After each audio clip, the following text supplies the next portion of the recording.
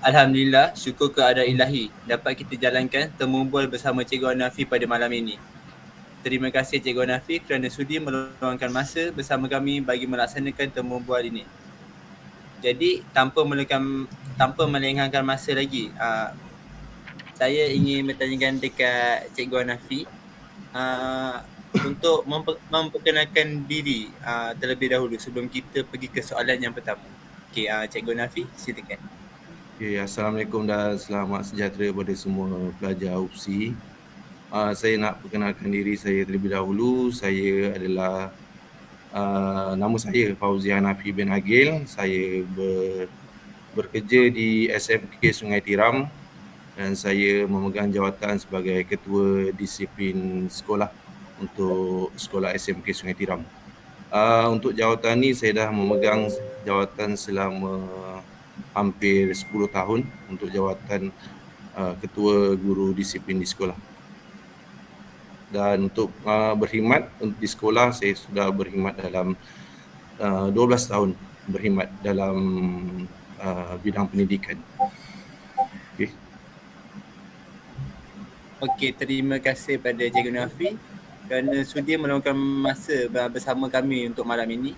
Jadi seterusnya saya akan teruskan ke soalan yang pertama, iaitu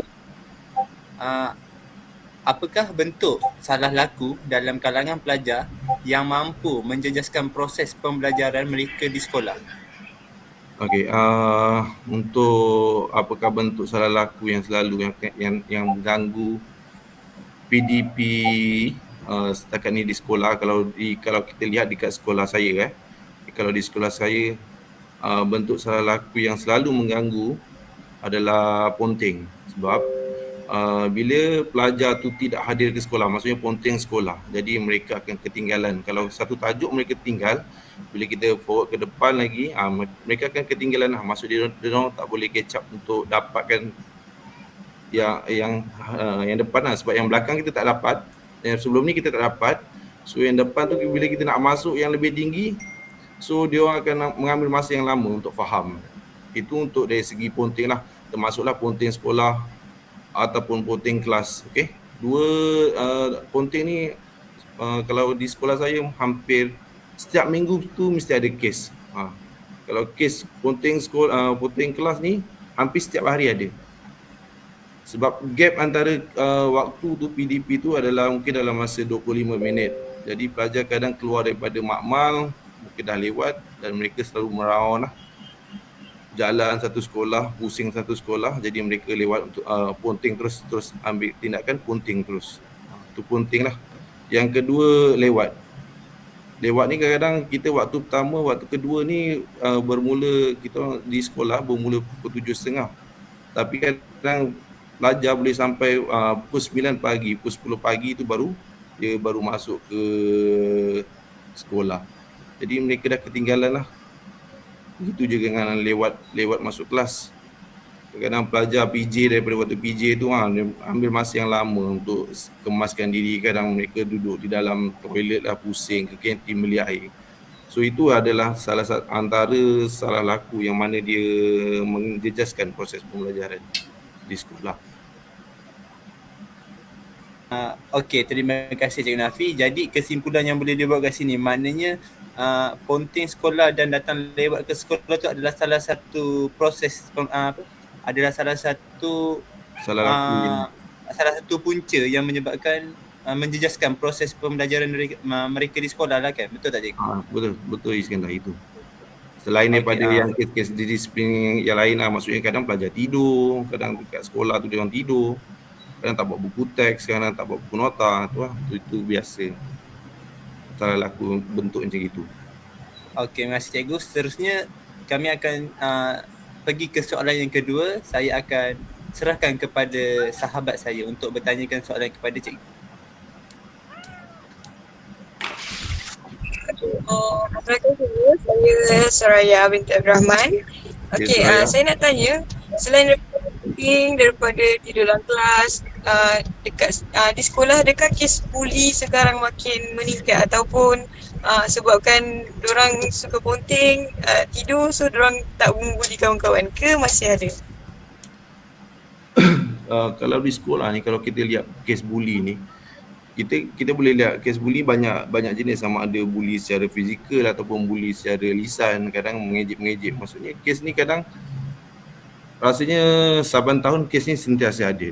Tapi kita nak tengok sama ada dia besar sampai boleh mencederakan ataupun tidak. Tapi kalau untuk di sekolah saya, kebanyakan kes adalah lebih kepada macam buli lisan lah, mengejek, dan lama bila dah mengejek, menghina, tu akan membawa kepada pergaduhan lah. Kes-kes macam itulah. Bagi sekolah saya, dia agak kurang untuk kes buli secara berkelompok. Maksudnya kalau kita bergaduh kan, kita membuli seseorang tu secara berkelompok, kurang. Cuma lebih kepada buli secara lisan. Tapi kes ni, kalau nak ikut trend tu, adalah juga menampak juga peningkatan. Kalau kita lihat daripada sebelum PKP ataupun selepas PKP kan, dia nampak juga peningkatan sedikit lah dengan kes buli ni. Okey, itu. Boleh Suraya?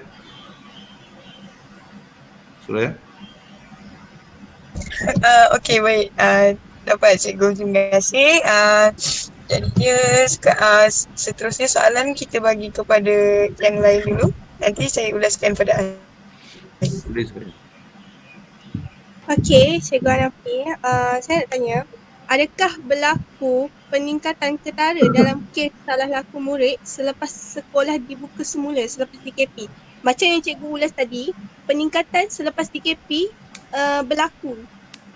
Apakah faktor-faktor peningkatan tersebut? Itu soalan saya.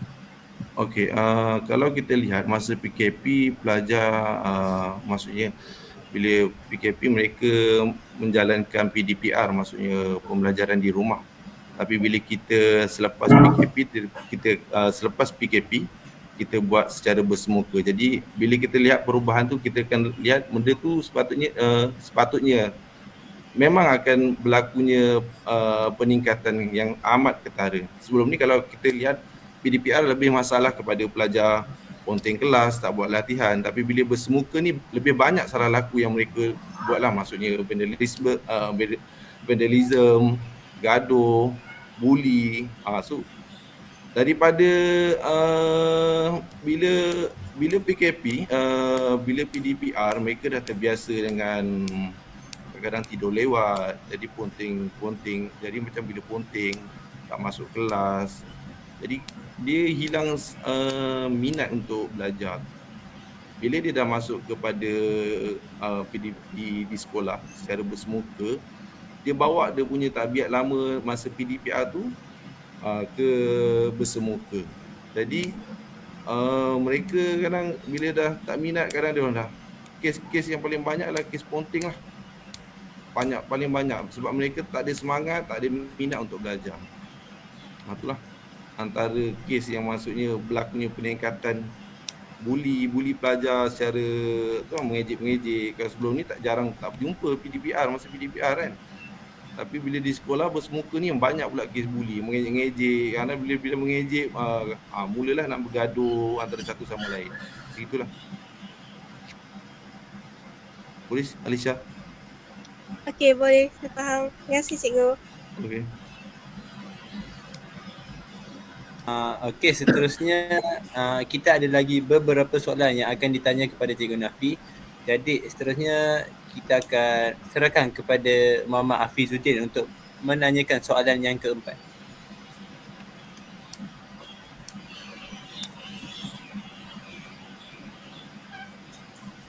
Okey, soalan yang keempat daripada saya. Okey, apakah yang perlu dilakukan oleh guru disiplin iaitu Cikgu Hanafi sendiri untuk menangani murid yang masih melakukan kesalahan disiplin di sekolah walaupun sudah dihukum berulang kali? Walaupun dia dah buat banyak kali tapi dia still buat macam tu. Okay, maksudnya perbuatan kesalahan disiplin yang berulang. Kalau kita lihat kepada flow daripada hukuman yang perlu diberikan kepada pelajar yang bermasalah, kita ada flow tertentu. Maksudnya daripada yang pertama kita beri amaran secara lisan, kita bawa ke kaunselor, lepas tu kita beli rotan. Dan last sekali kalau berulang lagi, maksudnya kalau benda ni berulang lagi, maksudnya kita perlu rasanya kita perlu, macam pihak sekolah saya perlu memanggil ibu bapa. Maksudnya bila kita panggil ibu bapa, kita beritahu masalah itu dan beritahu kepada ibu bapa untuk memperbetulkan balik. Maksudnya di rumah lah. Ibu bapa kena ambil cakna lah, maksudnya tentang masalah untuk pelajar ni. Dia kena panggil ibu bapa. Kadang kalau pelajar ni, kalau kita kata saya akan panggil ibu awak datang sekolah, dia mula dah takut. Dia kena beritahu ibu bapa supaya dia beri kesedaran kepada pelajar tersebut.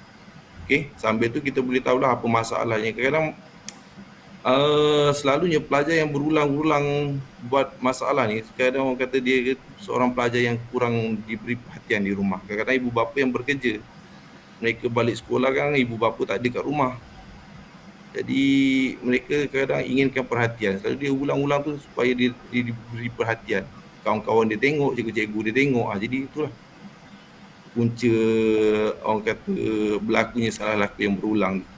Selain daripada panggil ibu bapa, pihak sekolah juga kalau macam bila kadang ada juga ibu bapa yang bila kita panggil, ibu bapa yang tak datang ke sekolah. Jadi kita kadang pihak sekolah ambil inisiatif, kita pula buat ziarah cakna, kita pergi datang ke rumah dia. Maksudnya bila kita dah sampai ke rumah dia, kita dapat info yang lebih besar, tengok keadaan suasana rumah dia tu macam mana, ibu bapa yang mana. Kadang ibu bapa pun tak ada kat rumah, tinggalkan anak sampai seminggu. Kadang bekerja kan, macam driver lori, kadang driver lori bawa bini sekali, tinggalkan anak kat rumah. Jadi anak tu kadang macam bebas, macam tak diberi perhatian. Daripada ziarah cakna tu kita dapat lebih banyak lagi info tentang pelajar kita. Okey. Ada juga yang lain, kadang kita kalau dah tegar sangat, pelajar yang tegar sangat pun kadang-kadang kita bawa pergi ke camp, kita buat untuk camp sasiah. Kadang-kadang input daripada camp sasiah ni bagus juga. Kadang bila pelajar balik, bila kita panggil ibu bapa, nampaklah pelajar tu kadang berubah. Kita beri kaunseling kat sana daripada pihak luar lah. Kadang dia dengan biasa dengan kaunselor kita, kadang dia tak minat dah. Sebab dah nampak tiap hari dengar daripada kaunselor kita cakap benda yang sama je, dia tak minat. Bila kita panggil orang luar yang boleh tarik hati dia akan boleh berubah kepada yang lebih baik lah. Okey. Okey Hafizuddin. Okey. Jawapan yang sangat menarik. Okey. Saya bagi jawapan ni, soalan yang seterusnya kepada rakan yang lain. Okey, terima kasih cikgu untuk jawapan kepada soalan nombor 4. Maknanya setiap hukuman yang dilakukan di sekolah, maknanya hukuman yang diberikan kepada murid tu taklah terus diberikan hukuman yang setimpal. Maknanya dia akan still ada dia punya prosedur untuk kita berikan hukuman. Betul tak cikgu? Okey, terima kasih. Untuk soalan daripada kumpulan kami, soalan yang terakhir daripada kumpulan kami iaitu soalan nombor 5. Saya akan serahkan kepada Sulina untuk menanyakan soalan ini kepada cikgu. Okey cikgu, selamat petang cikgu. Nama saya Sulina. Okey, jadi soalan yang terakhir untuk sesi pada malam ini ialah saya ingin bertanya, selalunya dekat sekolah, kebanyakan sekolah, tidak semua tapi kebanyakan sekolah, masalah buli adalah masalah yang paling serius berlaku di sekolah. Tapi saya ingin bertanya, kes buli yang berlaku ni lebih banyak berlaku untuk pelajar peringkat menengah atas ataupun menengah bawah? Kes buli ni lebih banyak kat mana? Sekolah menengah rendah atau menengah atas ni? Kalau kita lihat daripada pengalaman saya, dia lebih kepada pelajar-pelajar menengah rendah, maksudnya tingkatan 1, tingkatan 2 dan juga tingkatan 3. Yang mana bagi saya buli ni dia lebih kepada faktor kematangan. Kadang benda yang sekecil-kecilnya, kadang bila kita buli kecil ni, dianggap orang yang kurang matang, kadang anggap benda tu adalah satu gurauan. Tapi sebenarnya itu adalah salah satu yang boleh menyebabkan berlakunya buli. Contohnya mengejek. Kita biasa dah kalau sekolah rendah ejek nama bapa, ejek muka hitam, tu buli secara maksudnya lisan kan. Kadang-kadang bila sampai satu tahap orang kesabaran seorang budak, kadang dia boleh menyebabkan orang tu terasa tu memang dibuli maksudnya kita buli akan mencetuskan pergaduhan antara itulah, maksudnya pembuli dengan orang yang dibuli itulah. Maksudnya kat sini faktor kematangan pelajar tu bila kita lihat berbanding dengan pelajar, kalau kita lihat pada pelajar sekolah menengah peringkat menengah atas, mereka agak lebih matang lah. Kadang tak adalah nak mengejek sampai body shaming dan sebagainya. Dan mereka bagi kalau kadang menengah atas ni kadang dia pun tak ambil hati juga. Kadang walaupun still ada lagi orang kata ejek-ejekkan tu, kadang-kadang mereka anggap tu adalah gurauan biasa je. Lepas tu itulah bagi saya, kalau bully ni kalau nak peras ugut ke, kadang nak tunjuk jago ke, nak tunjuk diri besar tu lebih kepada menengah rendah lah. Dia sebab semua faktor-faktor ni kadang kita ni terdedah dengan gangster-gangster duduk kat luar, kita bercampur. Budak-budak kecil ni bila bercampur dengan orang besar sikit, mula dia rasa macam diri dia tu dah besar sangat. Tu nak tunjuk lah, nak tunjuk pada kawan-kawan lah, bully dia. Yang dibuli tu adalah orang kata pelajar-pelajar yang mungkin yang lemah, kadang-kadang yang agak miskin. Tu yang senang-senang dibuli lah. So dia ambil kesempatan itu nak tunjukkan diri dia tu ada orang backup kat belakang, dah berkawan dengan orang besar. Saya macam itulah dia membuli orang pelajar. Lah, bagi saya disebabkan itulah faktor kematangan pelajar. Okey Selina. Okey cikgu, terima kasih. Okey Selina.